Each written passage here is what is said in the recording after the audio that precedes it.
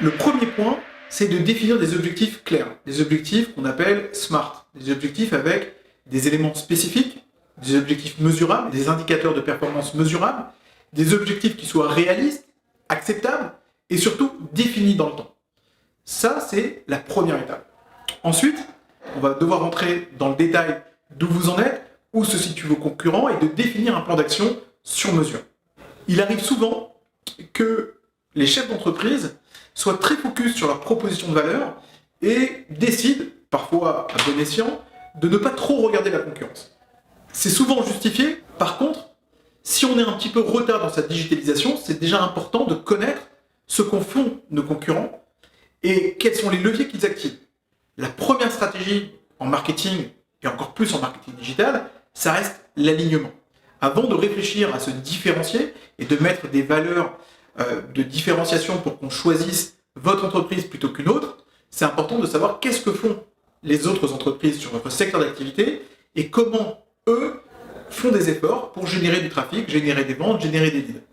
Le deuxième point, c'est une fois qu'on a une vision plus claire des leviers qui sont activés, de choisir précisément les leviers à activer en priorité.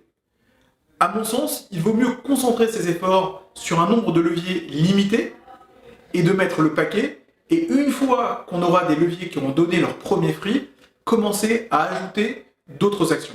Il arrive souvent que le community management ne soit pas le premier élément à activer, d'autant plus lorsqu'on n'a pas ni de clients ni de communauté réellement.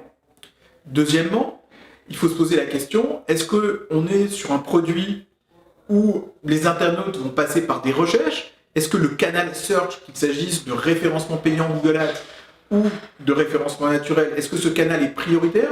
Ou on est sur des produits où l'essentiel des clients ne vont pas procéder par une recherche, mais vont plutôt être incités à faire des achats grâce à des visuels. Dans ce cas, on utilisera d'autres leviers, qu'il s'agisse de bannières ou de vidéos promotionnelles.